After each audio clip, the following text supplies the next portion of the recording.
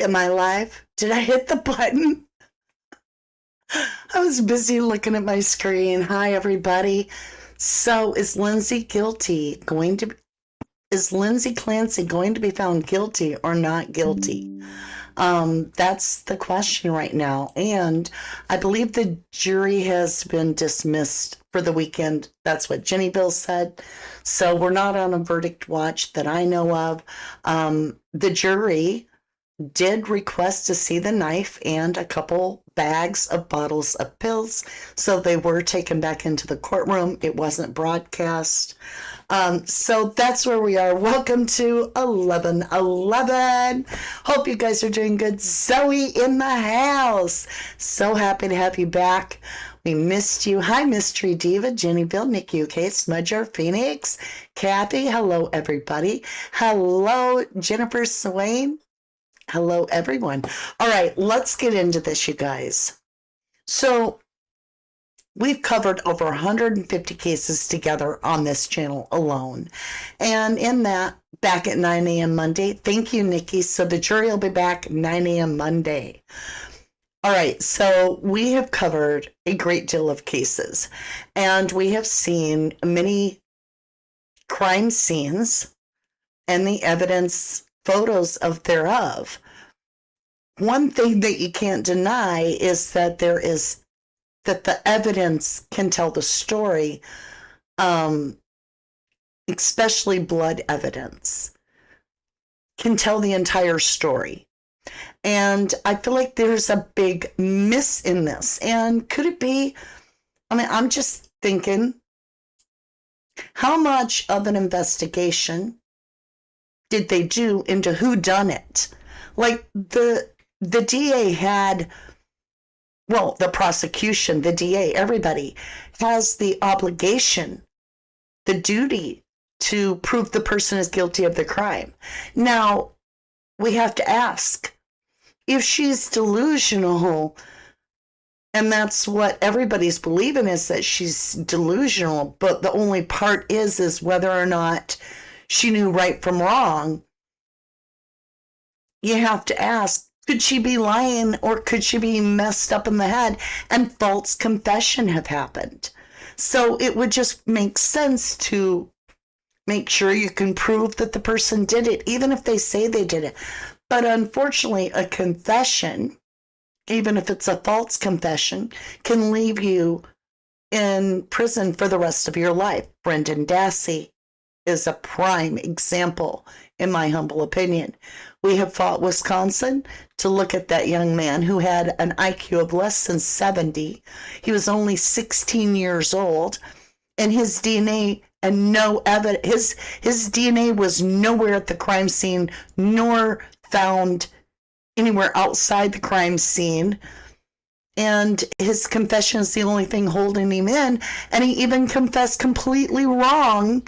And the interrogators are the ones that yelled at him and was like, why would you say that when this really happened? And then he's like, oh, and he corrected his confession. And then they sent him to prison for life, okay? So false confessions happen. To avoid false confessions, we need a thorough investigation into the crime itself, which we can all clearly see never happened in Lindsay Clancy. Not in her case. It was cut and dry. And why? Because Patrick said so, in my opinion. That's what it feels like to me, is that they just trusted him complicitly. So it leaves me with a lot of questions, because I personally don't believe anything that comes from Patrick, because in every single crime that I cover, I look at it from inside and work my way out.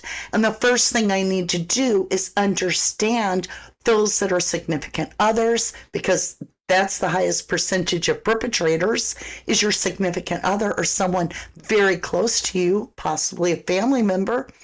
I need to be able to get past some of those problems, and I can't. But when I decided to seriously put up the evidence scene, the evidence photo, and really look at the patterns that are in the blood, and I'm spelling it for YouTube, not you, because we have guidelines here.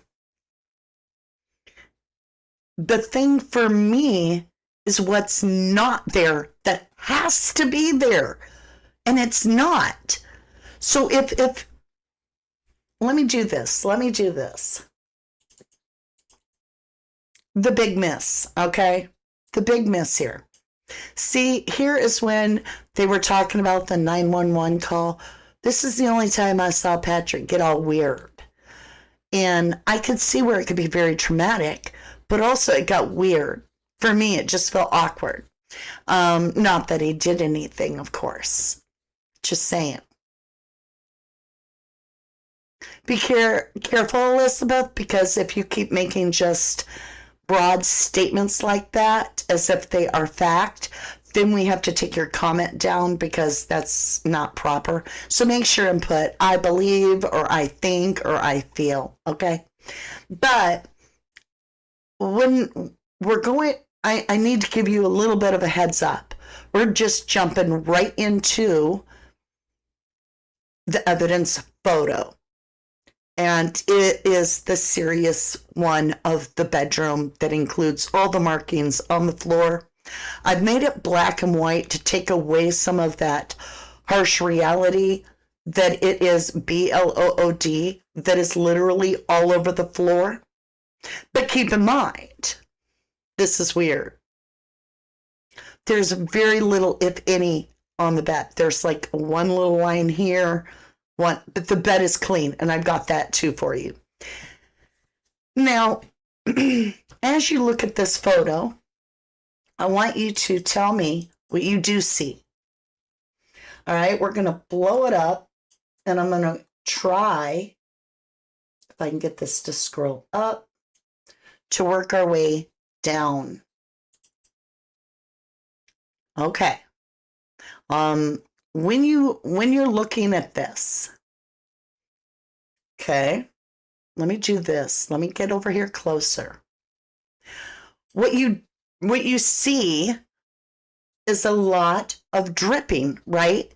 So think of it as if you were doing dishes and you cut your hand, maybe on a glass, right? And you have to get to the bathroom or something like that to wrap the wound. What's something that you're going to leave behind in the trail? Your footprints, right? Where are her footprints? Where is Lindsay? Where is one footprint at all in any of this? Any of this? I don't see it anywhere. Nor do I see smears where she stepped and slipped a little because it's slick. This is a hardwood floor. This isn't carpet. If you're all over the place with this, how did she do all this but not bleed on the bed? You feel me? She would have bare footprints, but you know what? I'll make it bigger. Let's go way up. Let's even go a little bigger than that. Okay?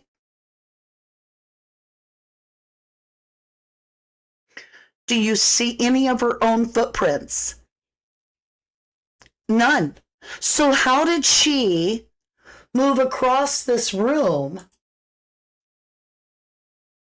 She didn't go across the bed. The bed would be covered in blood. So it wasn't the bed. So if she's going from way over here, right? If she's going from way over here all the way over, she can hardly even barely fit between here. And then she's going to, oh, I'm going off the screen. Then she's going to go out the window. How in the heck?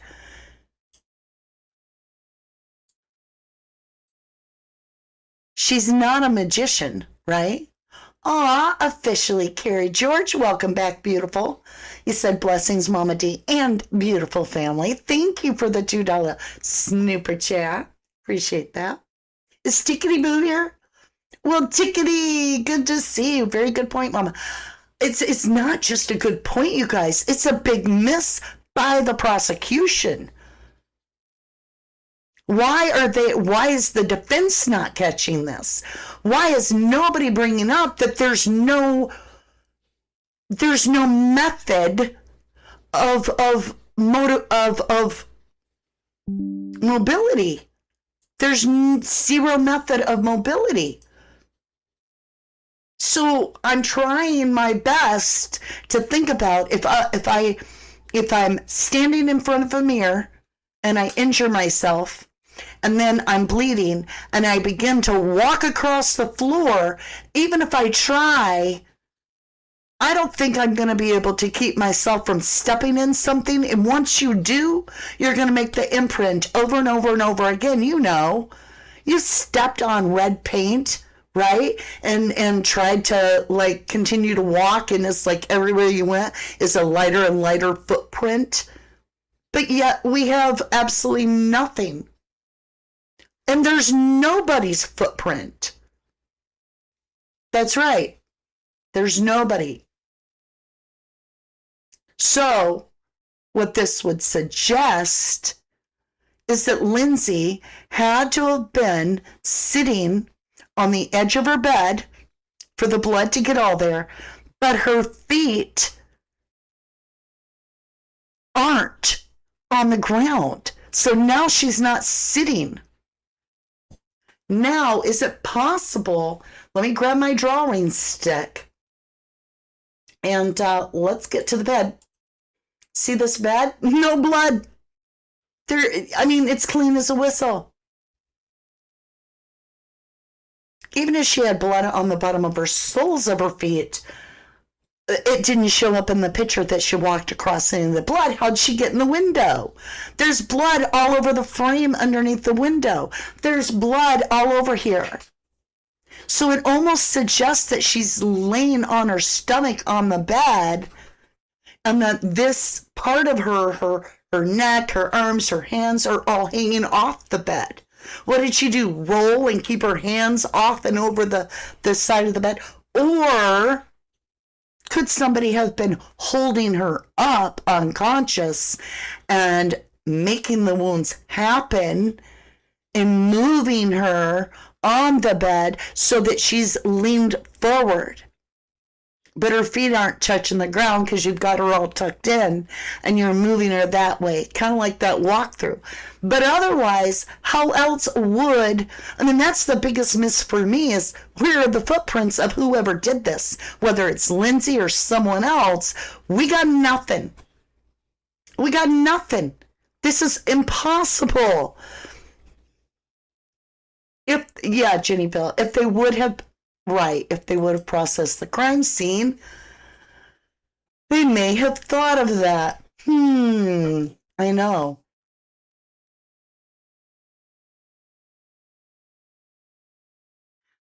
Right. Phoenix says it's so annoying people rage out at you for asking.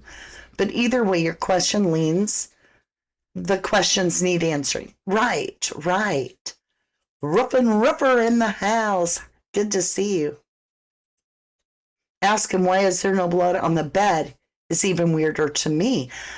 The reason I feel that there's no blood on the bed is because the person, whoever it is that's doing this, is on the bed and they are working around Lindsay to maneuver her and do the things that they're going to do to her, and then using the bed to reposition her closer and closer to finally using that headboard to her over.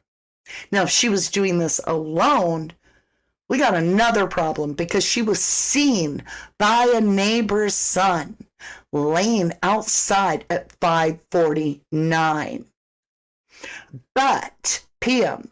But if that's true, which why would the guy lie? Then it discounts her for being able to even be there to do what is alleged that she did to the baby Callan. So you have to question that. It gets wild. So we're going to be talking about the blood evidence. We're going to be talking about Patrick said so. We're going to be talking about the critical time issue, which is about that 5:49, her laying out in the yard thing. We're going to be talking about things that happened prior to the incident. And then we've got a new little couple moments there I want to show you. I call it What the Fudge. Okay, What the Fudge at Christmas. That just got me going, what? What is this about? Because that's just weird. So we've got a lot to go over today. How is everybody? I hope you're all doing well, no matter where you are or what time of day it is. Thank you. It's heartbreaking case in real time. I agree, Carrie. Huge hug to you, too. Tickety says, I think she was told what supposedly she did. If he got blood on his shoes, is that why there are these weird shoot change of videos and comments? I don't know. Harspick says she wouldn't have to go out the window. She's a nurse. She would know how to. Yep. All right, you guys. So that's the biggest thing right now is I wanted to really come on here and ask you. So you've got to remember real quick before we leave this, because this is really important. Hold on just one moment, please.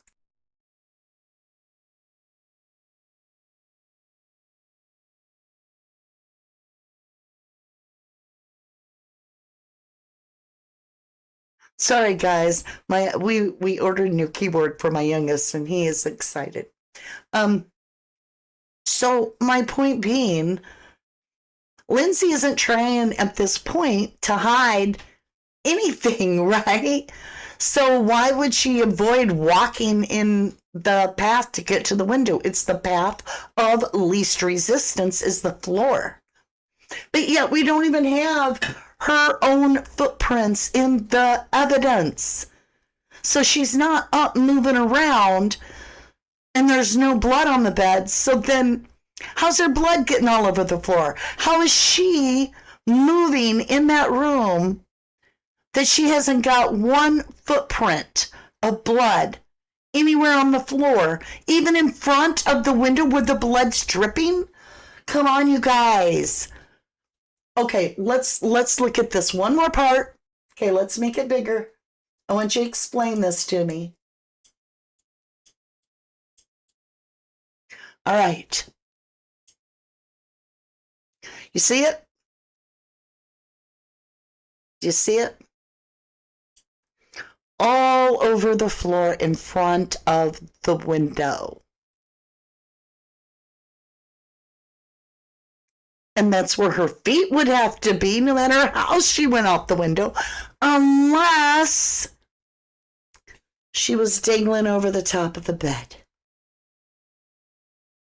Because her feet would be all over this. There would be bloody footprints all over this. We know what bloody footprints look like, and there's not.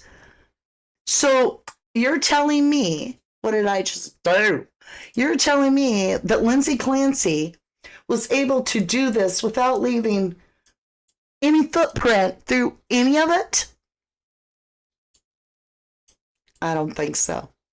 I don't think so. Not in my opinion. Yeah, could happen. Finding Door says being pushed, right? Tina is saying, let me see what Tina says.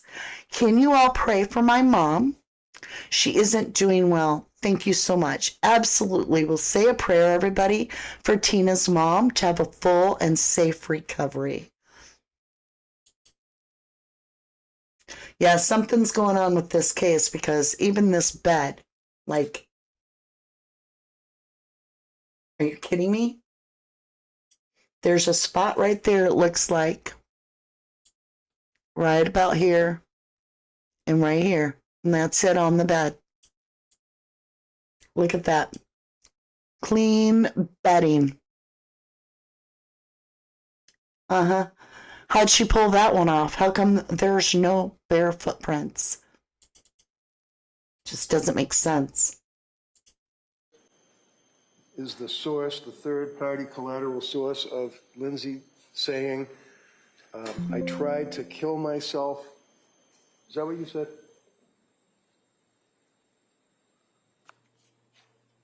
Well, let me rephrase it for you. I mean, did you? Is it loud enough? About an hour ago or so, that when her husband found her on the ground? Yeah. Yes, or something to that effect. Something to that effect, okay.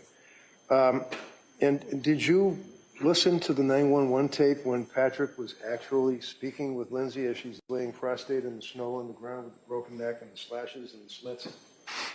Yes, I did. Did you hear her response to Patrick's comment? What did you do? No. Okay.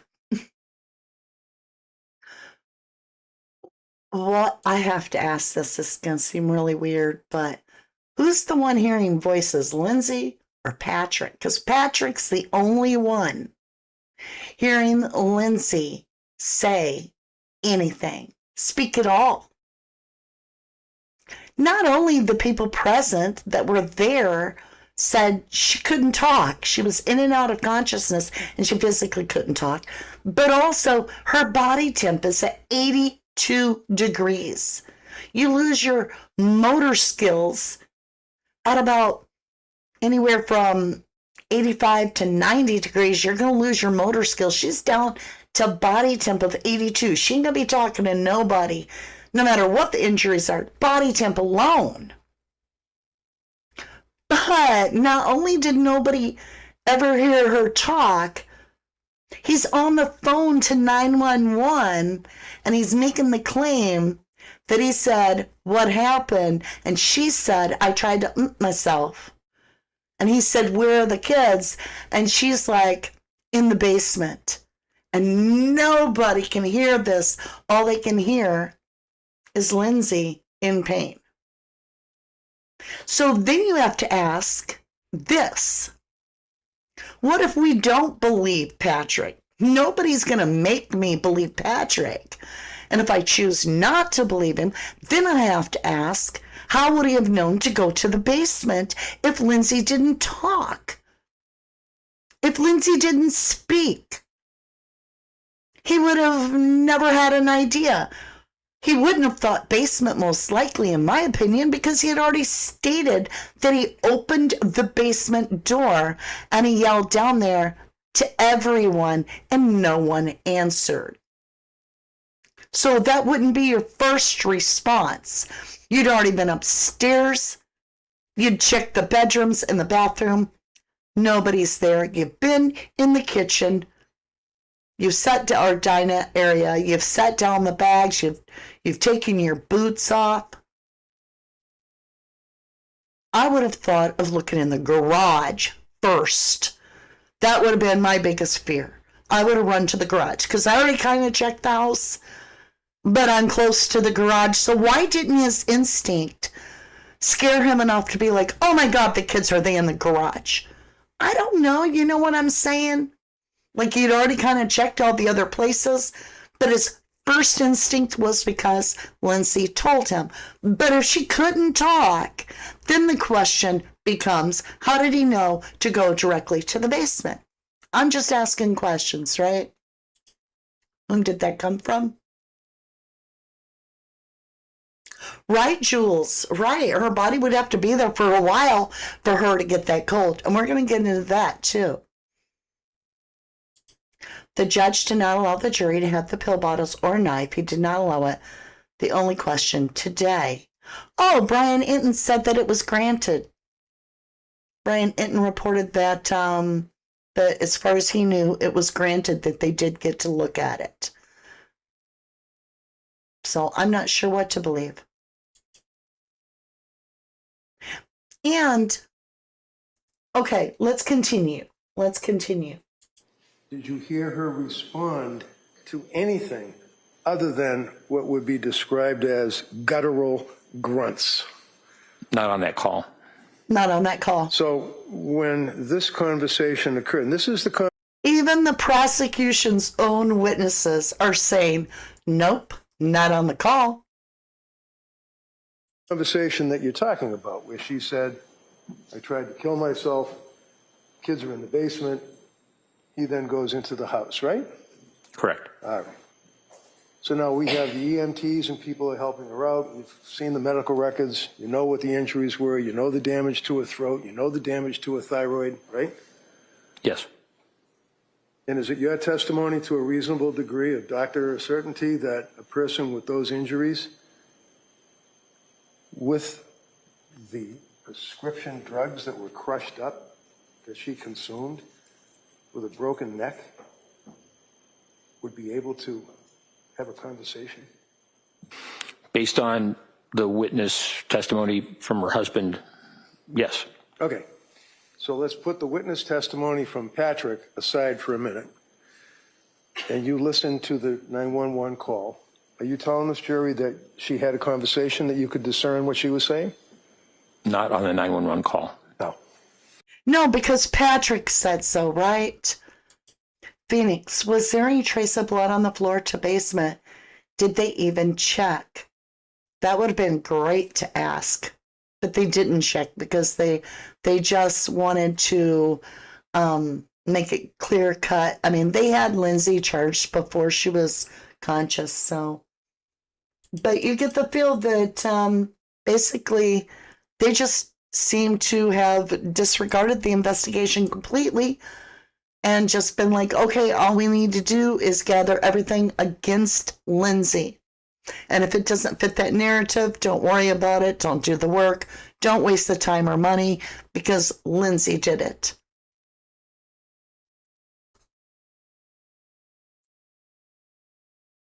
Basically accepted the fact that she strangled the kids are in the basement, she's guilty, and we move on.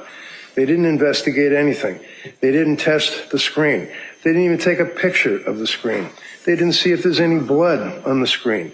There's no crushers for the alleged crushing of the medications. There's no indication that there's powder that she was crushing the medication to ingest the medication. There's all sorts of questions regarding the blood spatter, the blood. The police never investigated. They come into the court, they talk about their investigation through the crime scene laboratory and state police. And every question that I would ask about the door, about the blood drop on the door, about the siding, they come to 6 months later or whatever, they take the siding, it's degraded, they can't even test it. I could go on and on and on with the horrific investigation in this case. So I think it would be fair for the court to instruct them on Bowden. In this case, it wasn't just a lousy investigation. It wasn't even an atrocious investigation. It was no investigation. To have the lack of criminal responsibility, you have to admit involvement in the crime, but yet when you're trying the case with lack of criminal responsibility, the government still has the burden to prove to a jury beyond a reasonable doubt that the defendant is guilty of, based on the evidence, that particular crime. And if they basically accepted the fact that she strangled the kid. Yep. Now, I find it interesting that Lindsay had Seroquel in her toxicology report, but the bottle was allegedly in Patrick's truck, and she had not been taking Seroquel for a while. But it was extremely high, like double the amount that she should even have if she's taking it in her system, which from my understanding, that's like, a sedative form. Correct me if I'm wrong, because I'm not up on that. Now, this is an interesting thing. The last recorded heart rate of Lindsay Clancy on her Apple Watch was 57 beats per minute at 5:23. This is real important because 1 minute later at 5:24, after the Apple Watch ceases, is when that mysterious email from Patrick leaves his laptop, which was pinging at his home address at the time of the email. So the Apple Watch would have stopped 1 minute prior to the email from Patrick's own laptop. Food for thought, huh? Phoenix says even if she said she did, they still should have to prove it. That's my point. That's my point. Tickety Boo says her vulnerability was a perfect cover for someone else to do this and blame Lindsay, in your opinion.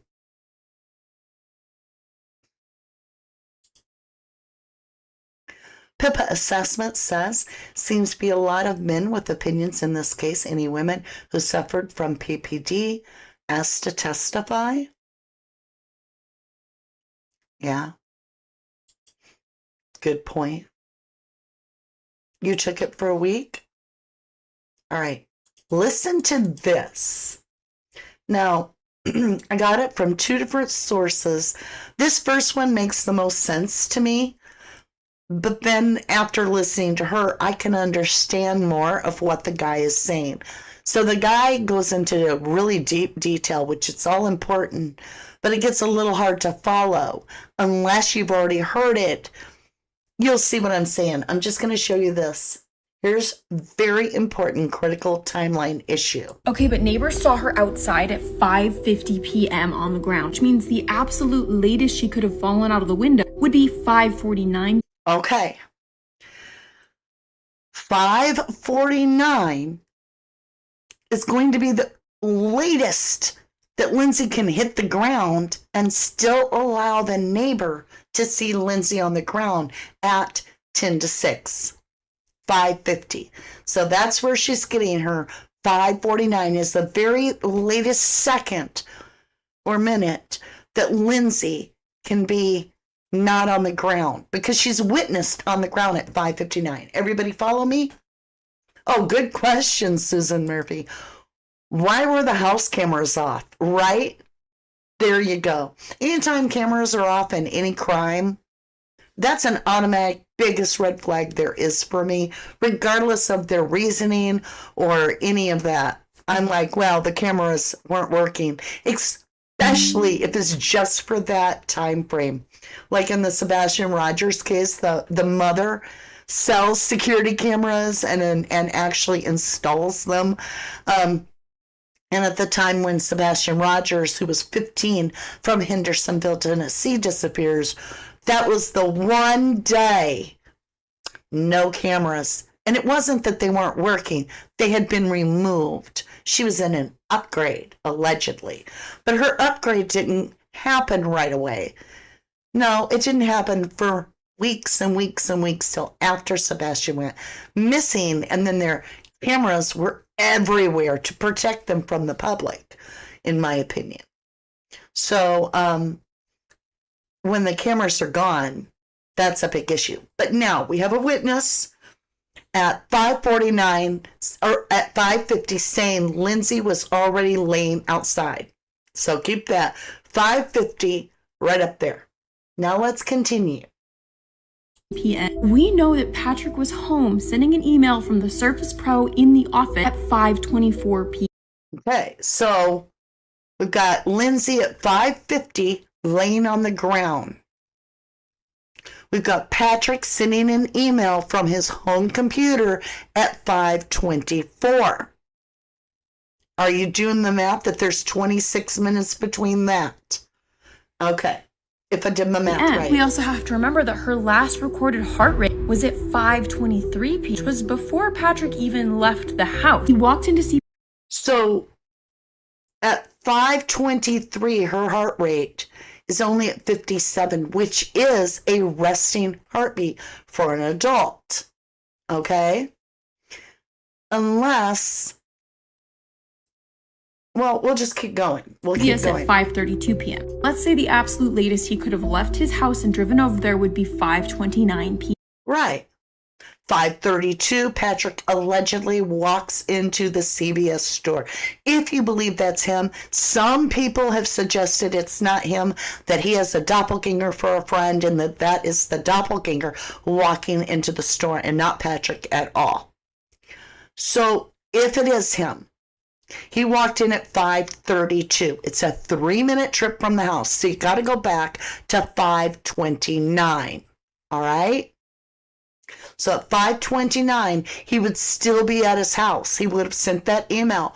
The Apple Watch would have come down to 57 heart rate for whoever is wearing the watch. Yeah, Lindsay's on the floor outside the house at 5:49 p.m. So that gives her a 20-minute window to accomplish all of this. But she actually had even less time than that because we know that baby Callan was revived. First responders arrive at 6:15. There is a 15-minute drive to the hospital, placing it at 6:30. He's revived 10 minutes later around 6:40. We know that a baby cannot be resuscitated if he has been without oxygen for longer than 30 minutes, 45 minutes in some very rare cases, which means the absolute latest that this baby could have been would have been 5:50. So the latest that anything could have happened to that baby and been revived at 6:40 p.m.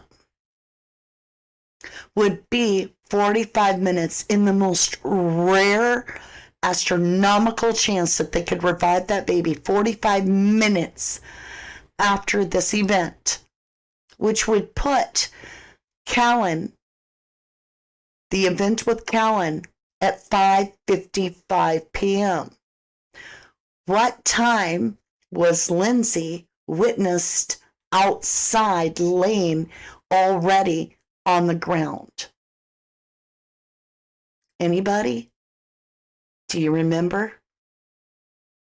5:50 p.m., which is 5 minutes prior than the baby even being event happening. So if Lindsay is laying on the ground at 5:50 p.m. and the baby is then after that, and then 45 minutes later brought back and resuscitated, it would suggest that Lindsay could not have physically done a thing to the baby because she's laying out on the ground already. Did everybody follow that? Susan Murphy says, was Lindsay's cut to throat left or right-handed? Left. And she is right-handed. Carol says, busted, busted, busted. Time to break glass and pull alarm to stop the clown show. That's how I feel. It's more than a coincidence to me. Roof and Ripper says, Patrick didn't get home until 6:09 p.m. Why didn't the neighbor call 911? How weird and suspicious wouldn't you call 911? Good question. Phoenix says, that would be crazy if there was more than one person involved to get that big lawsuit against the pharma for millions. Oh, yeah. Thank you, Nikki. I appreciate that. All right, you guys. So, you follow so far? 5 p.m. We know that Lindsay was already on the ground outside at 5:49 p.m. Timeline is not making sense. It doesn't add up. Make it make sense. It doesn't. Okay, but neighbors saw her outside at 5. Okay, but neighbors. Okay. Now, Jennifer Swain says, I'm so sick of women's research on women's illness. Is so lacking. Way beneath men's research. No wonder why postpartum psychosis is not understood. I feel you. Roof and Roofer says, EMS and police should have been at the house when Patrick got home. Phoenix says, yeah, makes for more just questions and questions. Yeah. Your voice is soothing. Well, thank you, Trying Times. What time was the 9/12 made? What is 9/12, hon? Oh, the 9/11 made? I would have to ask, but I think it's 6:09. Correct me if I'm wrong, y'all. What the heck? So if Lindsay is seen by the neighbor's son at 5:50 p.m., laying in the snow already, then the child is revived from 5:55 p.m. The child gets revived at 6:40 p.m. or thereabouts, 6:40 p.m. Go back 45 minutes.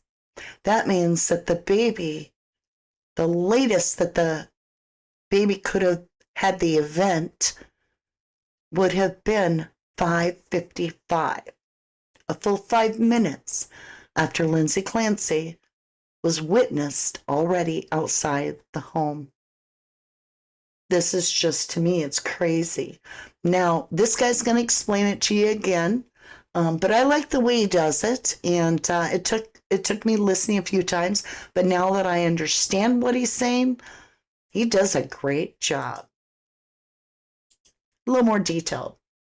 We may now have proof that Lindsay Clancy did not take the life of her kids, because there is no way for her to have strangled her youngest son and for her body to have been 82 degrees. It is impossible. Here's why. Too. So during the trial, Patrick said he left his house at 5:15, but we know he sent his work email at 5:24 through something he called Surface Pro. Surface Pro is a 2-in-1 hybrid computer, kind of like a tablet that transforms into a laptop. This is important. Reddington then later asks him, "You sent the email from where?" And he says, "My laptop," but then later hesitates and says, "Maybe it was from my phone." But we know it was sent from his laptop, and his laptop was pinged at his home at that time, putting Patrick at his home at 5:24 p.m. And the drive from his home to CVS is 3 to 4 minutes, and we saw him walk through the doors of CVS at 5:32 p.m., meaning he left his home earliest at 5:25 and latest at 5:29. At 5:33, he calls Lindsay saying they're out of stock of the Pedialex and he's going to get the generic brand, which we know is a lie because after looking at the evidence photos, you can see through the bag that he actually got the Pedialex. And a minute later at 5:34 is when Lindsay calls him back, putting her at the top floor of the house at that time, and we don't know where she went after that, giving her about 5 to 10 minutes max from when Patrick left until that phone call. And the toxicology report said that at this time, she had 2 times the recommended levels of Seroquel in her system, which would cause heavy sedation and make it hard for anyone to even move. Okay, we'll come back to him. Let's talk for a minute. So it's going to take a while for her body temperature, even if you've sustained maximum damage to your body like she had of the vertebrae, your body's in shock. Still going to take time for that body temperature to get down to 82 degrees, right? In that, let's just say she had 30 full minutes for her body temperature to get down to 82 degrees, and hypothetically, that's all it took. If she was seen at 5:50 by that neighbor laying there, then you'd have to back up to 5:20. And at that point, you have to look at where are we in this? Because Patrick has not even walked into the CVS at this point. So then you have to back up even further than 5:20, and you have to allow the time for things to have happened in the events that the prosecution suggested, and you're going backwards to 5 o'clock, which is 20 minutes for everything to have occurred in there, for her to have done this to the kids one by one, for her to have taken the medicine, for her to have cut herself in the places that she did, and then throw herself out the window, gives her that only 20 minutes, and I'm being very generous here. Now, we're all the way back before Patrick even would have left the house on his own account. You feel me? So, no matter what, if you're looking at this, he put an email out there, allegedly, according to prosecution, at 5:24.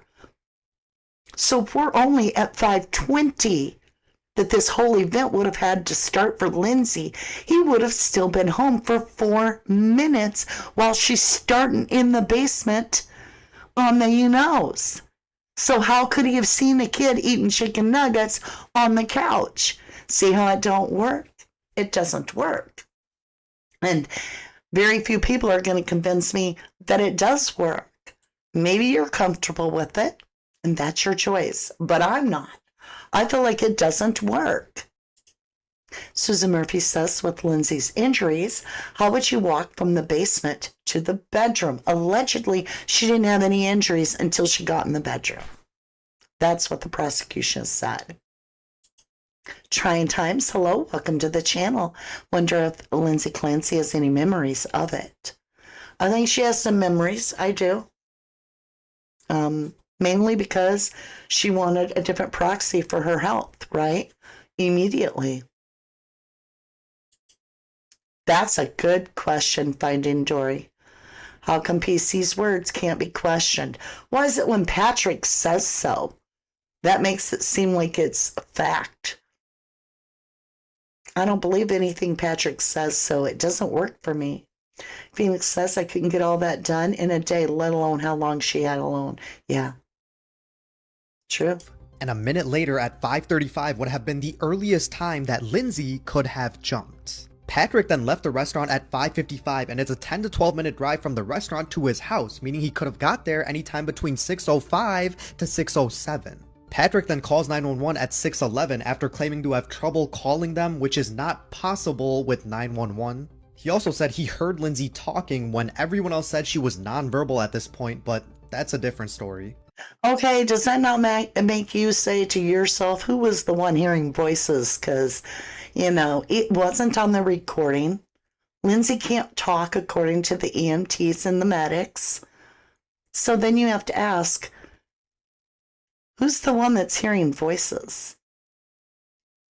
Mary believes it's a cult. Phoenix says, I'm not 100%. I definitely would not want to be a juror. It does seem like he's protected. Well, if you dig deep enough, you'll understand a lot more. I'll just leave it there. All right, you guys, let's talk about this toxicology and how telling it is. Because this lady, Carla, breaks it down for us very clearly. And there's much more to Lindsay show Clancy was being drugged by the Seroquel, and here's why. Her Listen toxicology close. report on January the 24th, the day of this tragic event, Let me her pause toxicology shows that the only... It takes a little bit for her to make her point, kind of like me. But this is a point you've got to think about, okay? medication in her bloodstream that was elevated over everything else was Seroquel or quetiapine. Yet we also know through testimony that that medication started to be tapered in December, 20th of December, and I believe... Hold on. This is really important here, and it's not about what we're saying about the Seroquel, but it's important. So Kathy is asking, how did she know her kids were actually dead? It boggles my mind that she never apparently asked if any of her kids survived, but yet she asked if she needed a lawyer so she knew she did something wrong. That is all incorrect and false. That is not true at all. And it was in the trial, so you missed that part. And the truth is that the first thing she asked was about her family, how they were, and when visiting hours were. That was the first things that she asked about, was her family. That she believed that how are my family? Basically, she wanted to see her family. She was literally asking when visiting hours were. Can you imagine? Thinking that maybe you had been in a car accident or something, and you're like waking up from it, and you've had surgery, and you're now paralyzed, and you're like, where's my family? That's what she asked. Where's my family? And when are visiting hours? And now they've got to tell her that not only is her family no more, but that she's the one that they're accusing of doing this. You feel me? That would be wild. So at 6:11, and she's been on the ground since 5:50. Yeah.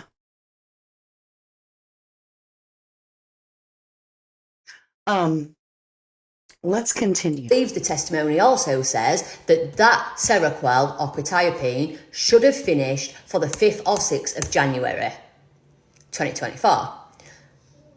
Seroquel has a very short bloodstream life, so it stays in your bloodstream for about a day and a half, 2 days, 3 at a max, depending on the dosage.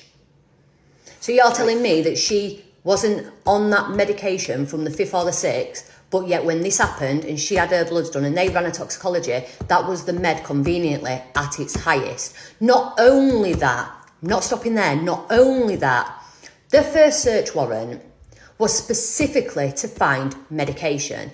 We know that that Seroquel was not found in that house, right? During that first search, there were a lot of meds, but Seroquel was not one of them. Patrick conveniently Hold on. They have a search warrant for Lindsay Clancy's home for any medication. They searched the house the first time, and Seroquel is not found in the home. That's the medicine that's in her, that's at such a high dose, and it's not found inside the home. Now remember, he had his truck with him at CVS. Patrick had his truck with him while he was also at the 3V restaurant. However, that is where the Seroquel was found. So how did Lindsay, while he was gone, take the Seroquel and it wind up in Patrick's truck when he's not even allegedly at the property? The Seroquel is with him in his vehicle. Lindsay's at home without the Seroquel. Okay? Somebody help me here. Somebody help me. Okay, I knew about the proxy. I never heard them say she asked, and I listened to almost the entire trial. No, she did. She asked. Phoenix says you can't function on that stuff. It's like being tapered, so why is she dosed up? It's not fun feeling. Cannot see anyone wanting to be swirled too much on Seroquel. Right.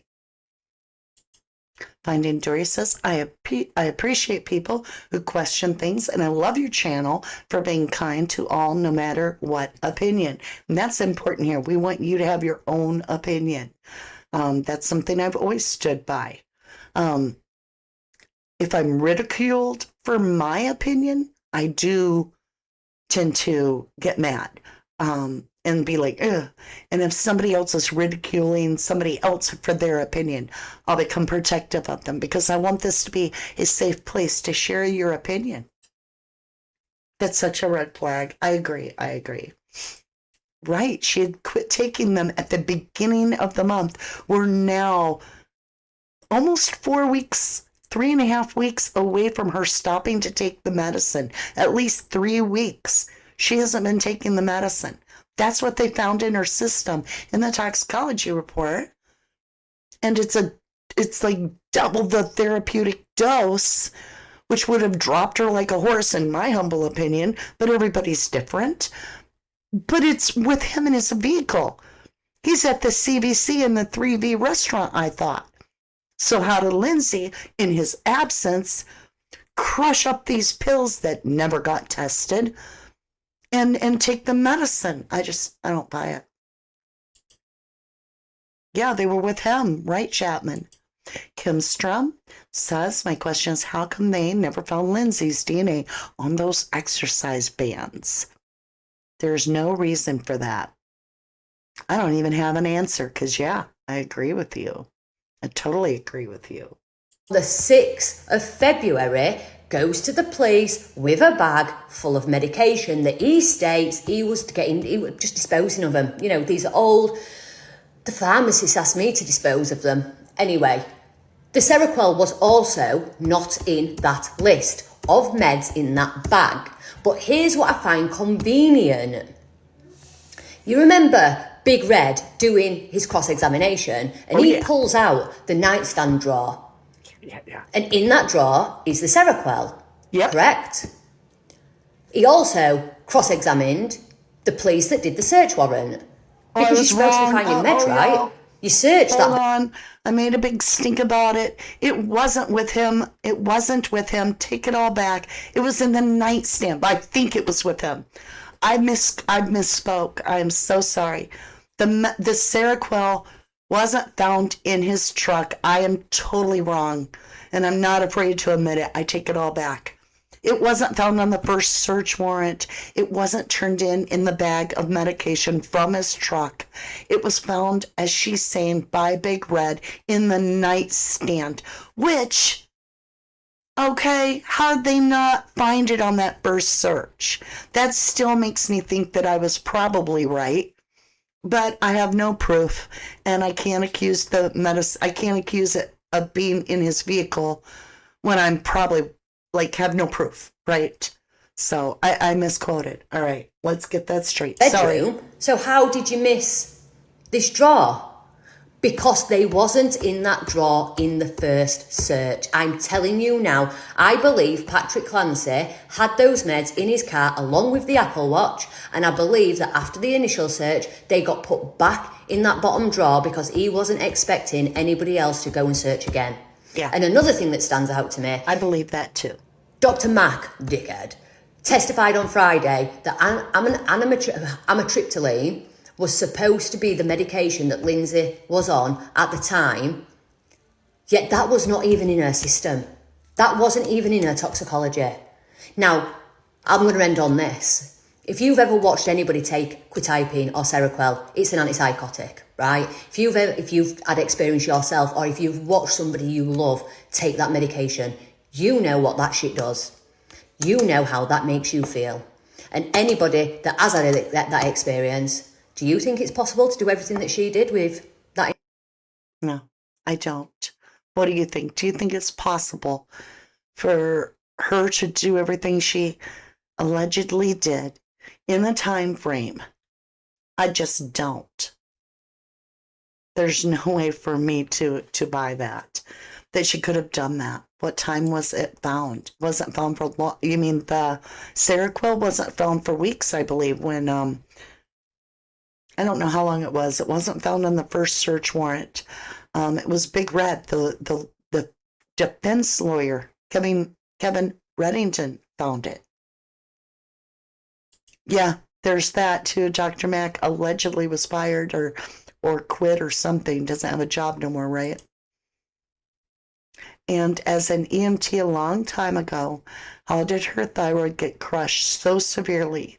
Because trying to cut her neck with only a red mark on her neck, that is impossible, right? Okay. This is interesting.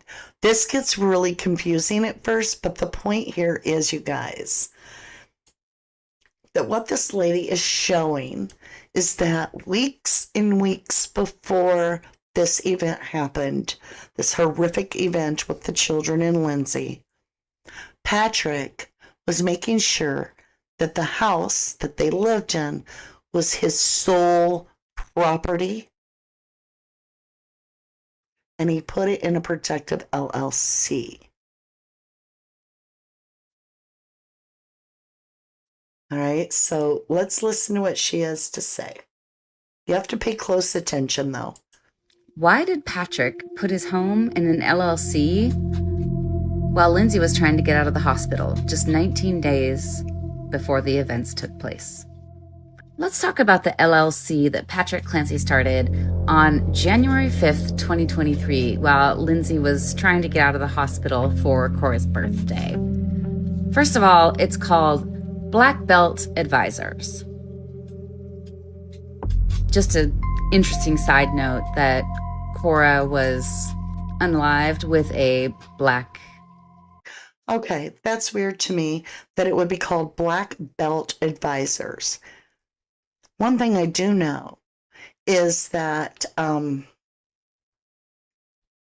someone can be choked out permanently in a chokehold, and I wonder if that could damage a thyroid. I don't know if that has anything to do with it, but I do know black belts know how to do that quite well. Exercise band. Side note. one really interesting thing to note here. This LLC, you can look it up yourself. This is on the Massachusetts Business Entity Search. Just type in Black Belt Advisors. You can find all of this information. It's publicly available. It's free. So one thing to note on here, if you're not used to looking at these types of forms, is down here at the bottom, it says... It's really tiny. Let me get out of the way. The name and business address of the persons authorized to execute, acknowledge, deliver, and record any recordable instrument purporting to affect an interest in real property. And the real property that he lists, look down here, is his and Lindsay's home. Yep. At that time. Now we know belongs to former DA Michael Phippen. But so what does all this mean?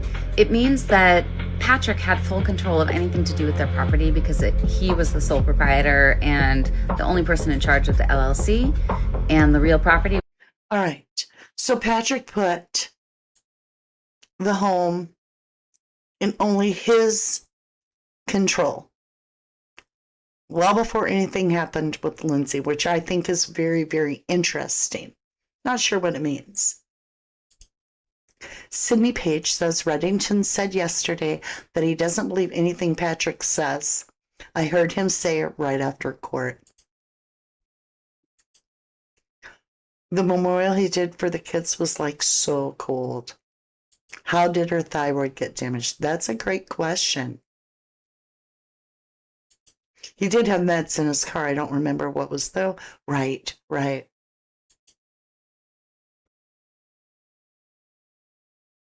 Sydney Page says that Reddington said, I wouldn't believe Patrick if he told me it was snowing and I know there's a blizzard going on. Wow. That's wild. And yeah, we could get into a whole nother show. Why did Patrick want those babies cremated so quickly? Why did he want the 911 call suppressed, even in a court of law? There's a lot of questions I have. Why only one tombstone? LG says, was the deed to the house in both their names? Was she named on the mortgage? Patrick is very hard to believe in general, in your opinion.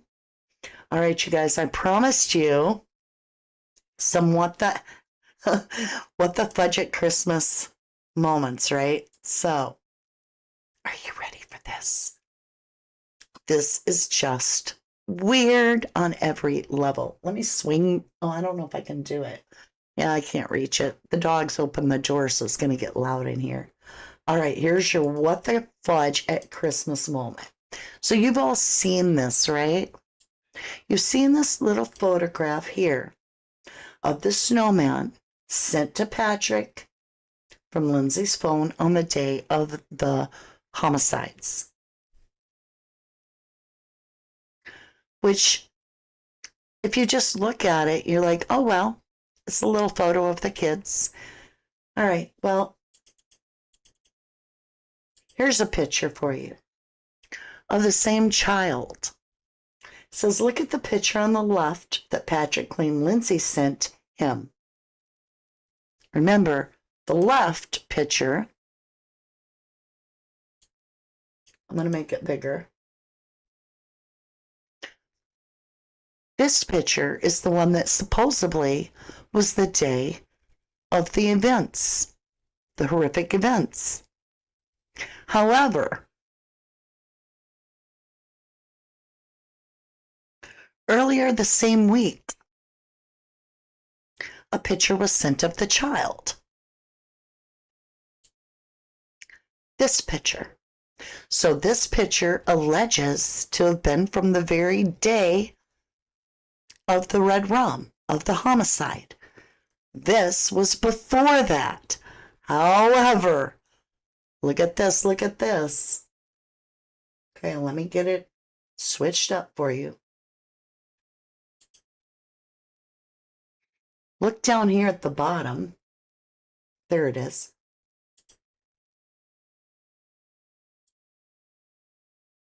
At the teeth. Now, up here, this is the one that was the day of the murders, the homicides. This is the week before. Why are the teeth not grown in here, but the week prior, the teeth have progressed and filled out, and the spaces are less, especially if you look at this gap right here, the day of the crime versus the week before. Somebody explain to me that.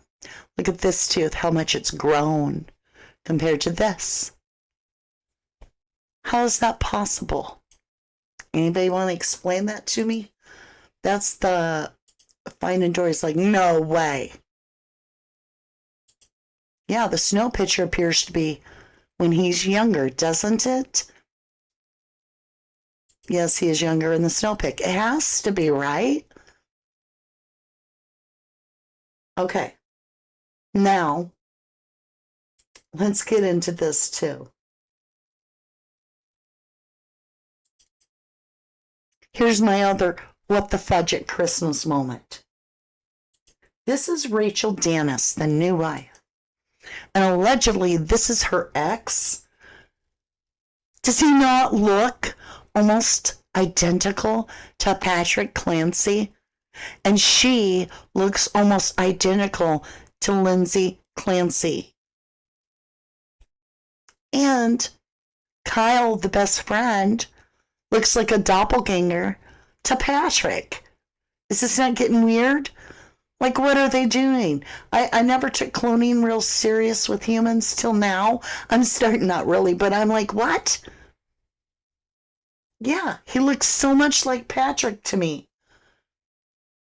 Yeah, that is a older pic. This guy is cuter. I agree.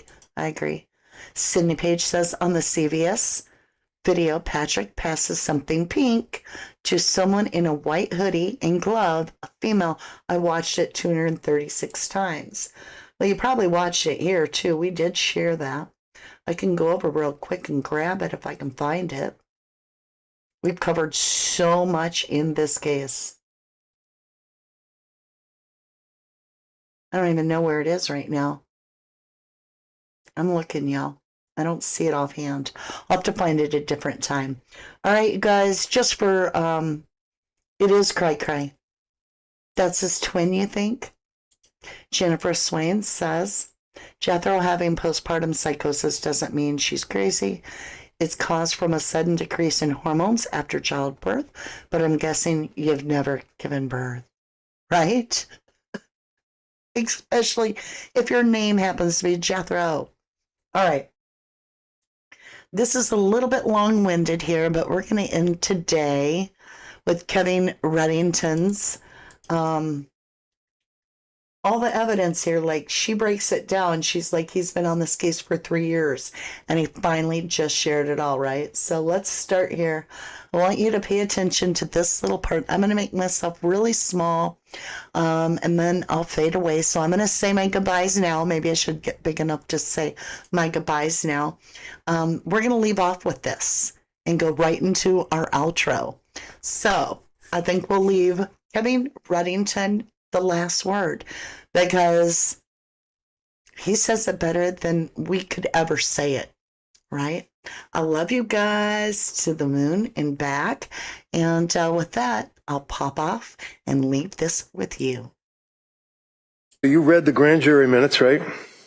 Yes. You read the police report, right? You know that Patrick went up the stairs, and when he went up the stairs, the door was locked, right? Meaning the bedroom door, not the office door. Correct. And then he was able to open the door, right? Yes. And there was blood on the doorknob, right? There was blood in the room Describe the room on the blood. floor. Certainly, you already talked. We'll talk about that. But there's blood on the doorknob, right? Was there blood on the doorknob? If you know, I don't recall. do you recall there being blood drops in the area of the door itself, like where you have the threshold? But what appeared to be blood, because nobody tested it, we don't know what it is, but it appeared to be blood. I don't recall the specific. I know that there was blood that was observed. Okay. And you would agree that there was a lot of blood, drops, drips on the mirror, drops on the floor, drops on the nightstand, right? That's my recollection. And you looked at the photographs in your investigation and looked at the testimony, third-party collaterals, as you testified yesterday, right? Yes. And you told the jurors that one of the things that was of interest to you is the fact that there was a glass or a wine mug or something that had crushed narcotics or I think you used the word antipsychotic drugs crushed up inside that cup. Do you remember that? Yes. Okay. Wine tumbler. Thank you. How do you know they were antipsychotic drugs? I don't recall saying that they were antipsychotic drugs. Oh, did you say they were drugs? I thought I said medications. Medications. All right, so drugs, medications, and they were crushed up? There was evidence of powder on the tumbler that Patrick told me about, and I went back and looked more closely at the photographs and saw that. Did you look more closely at the NMS laboratory or the state police crime laboratory or any testing that was done on the powder? Yes. And was there a report that said that indeed it was crushed up medication? They wouldn't. I mean, there is. They didn't indicate whether or not they were pills or. Did they ever? I'm not asking about pills or powder. Did they ever test the residue? Not that I'm aware of. So how do we know that that's even drugs or medications or whatever word you want to use?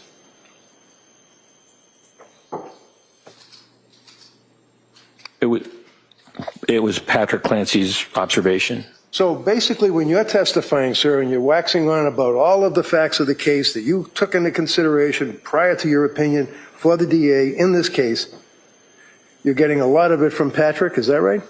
That aspect he brought up to me, yes. Okay. So the crushing of the pills, was there a pill crusher found in the bedroom? Not that I'm aware of. Was there any residue found anywhere in the bedroom? Not that I'm aware of.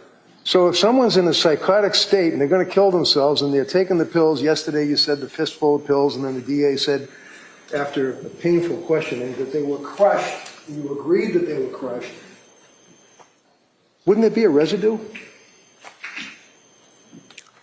A residue? Yeah, you know what a residue is, right?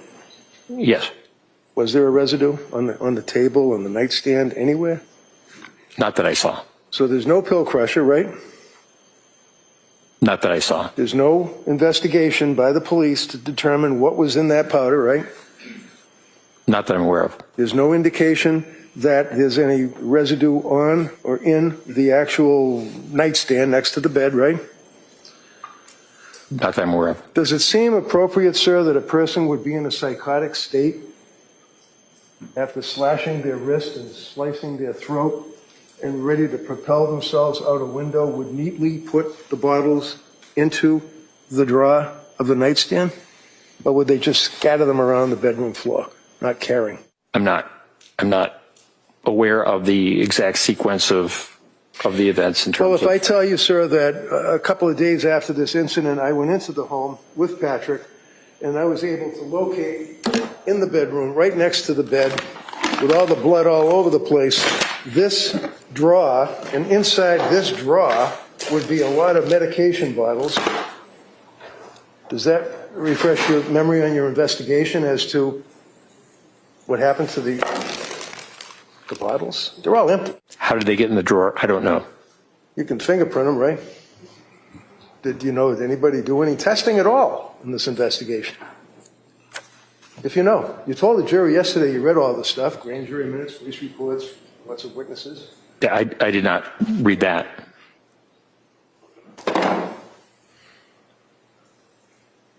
Is it your understanding, sir, that a person can be in a state of psychosis and I guess misremember something? Yes, Or have a false memory? it's possible. Did Lindsay tell you that she slashed the screen with the big turkey knife? I'm sorry, can you repeat that? Yeah, did she tell you that she slashed the screen with the knife before she went out the window? Yes, that's what she told me. But the screen wasn't slashed, was it? Do you think she was malingering and lying to you at that point, sir, when she told you that? Lindsay betrayed her family by misleading her family. Remember saying that to this jury yesterday, sir? Portrayed? Betrayed is what you said. No, I said portrayed. So Lindsay portrayed and misled her family, is what you said to the jury? Yes. How she mislead her family? Well, in text messages, for example, in the days prior to the event, her parents had visited over that weekend, and the communications that she was providing did not give a sense of her state of mind regarding suicidality. Are you kidding me? They stayed up in their house to help them. Sustained. They stayed at the house, didn't they? Yes. Why did they stay at the house? I'm sorry. Why did they stay at the house? They were visiting. They were staying at the house. They weren't just visiting. Objection. Overall. Sleep over? As I understand. Okay, as you understand. How long did they stay at the house and sleep over? I think they came up for that weekend. They weren't there constantly. No, They came back and forth. back and forth. Well, they stayed about 4 days, 3 nights. They stayed continuously and stayed at the Clancy home. You knew that from your investigation, right? Yes, that's my yes? recollection. The answer is yes, right? Yes. Okay. So they're staying at the same time. You're telling this jury that she's sending text messages basically saying, I'm okay, I guess. Is that right? Following their departure, there were the photographs that Lindsay Clancy sent to her mother. She didn't send her mother photographs showing that she was smiling or happy with her family, did she? I think there was a photograph of her and the children by the snowman. No. Is that a bad thing to do that and send a picture of you with your kids making a snowman to your parents? No. Is that something, in your opinion, Dr. Sidoff's opinion for the district attorney, that a person who is involved with postpartum psychosis, postpartum depression, wouldn't take a picture of the snowman and their kids, send it to their mother? Given the prior text that you showed to her mother in terms of being in terrible distress, that she was able to do that, that was not what happened when she sent the picture with her children and the snowman, and so did not raise concerns from the mother, as I understand. Did you talk to the mother? Pardon me? Did you talk to the mother? No, I tried to. Did you review police reports or statements? You tried to? How'd you do that? What'd you do, call her up and say, I want to talk to you? No. Did the district attorney call him up? To the dirt I shall return when my eyes are closed. In the shadows, my enemies will think